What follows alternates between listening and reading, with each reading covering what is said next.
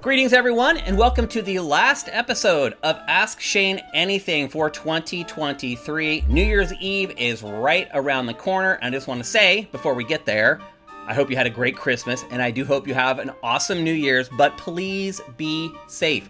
Do not drink and drive. Take a cab, take an Uber, carpool, do whatever you want to make sure that you do not get behind the wheel after you've been drinking. I personally have lost two very close friends to drunk drivers. It's very near and dear to my heart. Please don't do it. Spend the extra $10, spend the extra $20 to let somebody else drive. Designate a designated driver. Play it safe. Make sure we all have an awesome new year, 2024, together. All right, our first question for the last episode of Ask Shane Anything of 2023 comes from News Further. What makes a good heads-up display? I favor an uncluttered interface myself, but I'm curious what you think. What makes the best head-up display is the head-up display where you can customize everything. Literally everything. I should be able to pick and choose exactly what elements of the heads-up display I want on the screen at a time. And as for those of you wondering, what is the heads-up display? That's all the little gauges and meters and all the little stuff that appears on the screen in addition to what you're actually playing. I want it to be as customizable as possible. I should be able to pick, I just want one thing on the screen. If I just want the map there, cool. If I want the map plus all my RPG levels, cool. Like, I should be able to fill up that whole thing with crap if I want to, or I should be able to use it without anything. And I think if I had to pick one, it would be nothing. Generally, once I've played games for 5 or 10 hours and I kind of understand the way the combat works and the way the leveling's working and all that kind of stuff, a lot of times I turn off the HUD and I just play it with a clean screen, like I'm just there in that world. So to me, I think most people would agree with me on this one, and you probably do too. I think just the ability to customize the HUD as much as possible is really the key. And at this point, there's really no reason why every single game does not include it. And it's interesting too, like heads-up display. I'm actually working on like some new stuff for GameFace right now, some new like show graphics for the show for 2024. And it's the same kind of considerations you have there. It's like, how do we build Mortis, a screen for you guys to watch GameFace that gives you all the information you need, but also make sure that you can see the stuff that you really want to see? Same deal. You're doing the same thing when you're working on a HUD for a video game. So I have a little bit of experience doing that, designing web pages and graphics and Mortises for shows and things like that. So it's kind of the same ideal. So it's something I think about a lot. I don't think a lot of people think about heads-up displays that much, but they should, because they are kind of a barrier between you and whatever video game that you're playing. All right, our next question comes from RoboLisk. I'm a big fan of PC 4X turn-based strategy game franchises like Total War, Civilization, and Victoria. I noticed you don't usually cover these games on your shows. Is it simply because you don't have enough time, or is there another reason? Do you have any experience playing any of these games? First of all, RoboLisk, we do cover them. We tend to only cover the really big ones. If you go back and look at like the last 3 or 4 big 4X strategy game releases, we covered it on GameFace. And that's because I love 4X strategy games. I don't know how you don't know this. I love them. It actually, like, you may not realize this, it is one of my favorite genres to play. And the reason I don't talk about it that much is because it's one of those things that, like, people who really love it, and the people who don't love it don't want to hear about it. Like, they know what it is, they know the ins and outs of the genre or whatever, they've played maybe 1 or 2, they realize it's not for them, and if it's not for them, they don't want to hear about it. For some reason, 4X strategy games are unique in that way. Like, there may be genres that I'm not all that interested in, but, you know, sometimes I check out content around them because I'm hoping maybe this is the one game that changes that genre in a way that will make it more palatable to me. So I'm always tracking all genres, all games, but most people aren't that way. And so, truth be told, 4X strategy, not that popular on Sifted as far as traffic is concerned, and not that popular with a lot of our users, honestly, because you said it in your question. I'm a PC gamer, and I would disagree, because 4X strategy games are a console thing now, and it's not like you take turns, so it's not like controls matter that much. I will admit, playing those games with a mouse and keyboard makes a little more sense. It's a little more user-friendly, but I'd rather sit on the couch with a controller, man, and play turn-based on the couch. But To your point, I think a lot of people associate those games with the PC, even though there's really no barrier to playing them with a controller on a console either. And I would argue in the last decade, we've seen a lot more of those games make the jump over to console. So it's not really a PC thing anymore, but your question does kind of reveal sort of the mythos behind that genre, and that most people just assume it's like a PC thing. So I love 4X strategy games. I love Civilization. It is literally one of my favorite franchises. I've spent so much time playing 4X strategy games, and I think that might be one of the things that turns people off, is because it's a big time commitment. And the other thing that may turn people off is if they play them, they realize they're really hard to put down, because it's literally that old adage, just one more turn. Like, you make your turn and then your mind already starts worrying. It's like, oh, they're going to do this, and that is so hard to stop. Because again, you just make your turn, sit back, you watch what they do, and it's your turn again. Like, the cadence of the games makes it very hard to stop.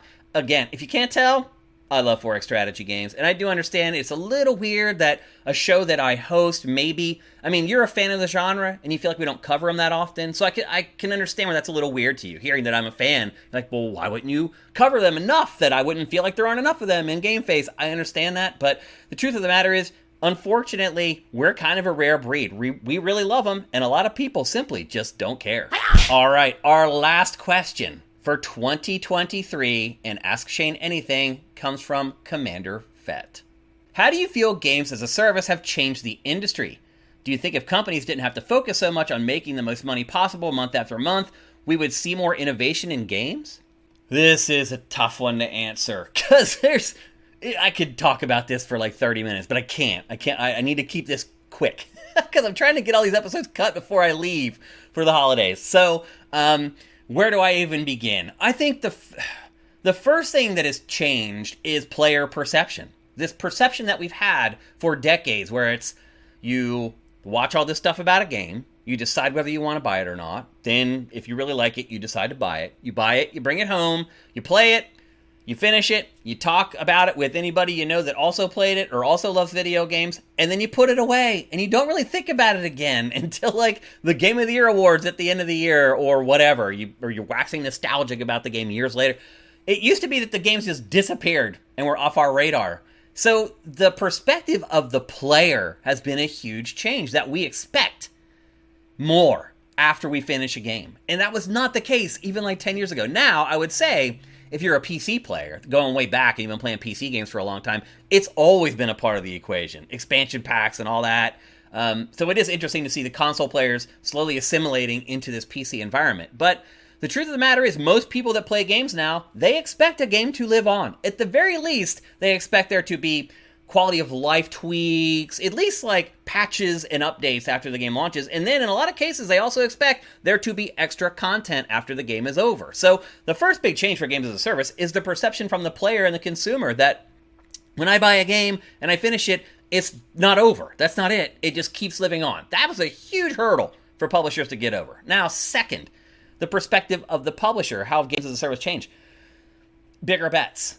So your question here is getting to the core of the real issue. So you're smart, man. Like, you figured it out. Like, the real problem here is that the investment that publishers need to make in games as a service is just astronomical. And it's not just the upfront cost. It's after you've finished that base game, then you shift gears and you turn into this factory, this content factory. You're a wheel that's churning, just churning out the content, making sure that it's always updated. There's always something new coming. You're always promoting the thing that's coming new to keep people hooked in so they don't quit. It's changed everything about how publishers operate. Now, you place bigger bets, you're going to be a little more conservative with those bets. That's why almost every game as a service that you see is a third-person shooter. It is the safest bet of them all. And that is why most games as a service are in that genre. Because, let's be honest, most of us at least kind of enjoy playing third-person shooters. Most of them can't be first-person either, because that does cut off a lot of people. Like people like Matt don't like playing in first person. They like to see the character. It helps them place their mind in that world. So that's why you're getting the third-person shooter over and over with a different twist. It's sci-fi, it's the Old West, it's a horror, whatever. Almost all of them are third-person shooters because they're very safe. And so to your point, you are right.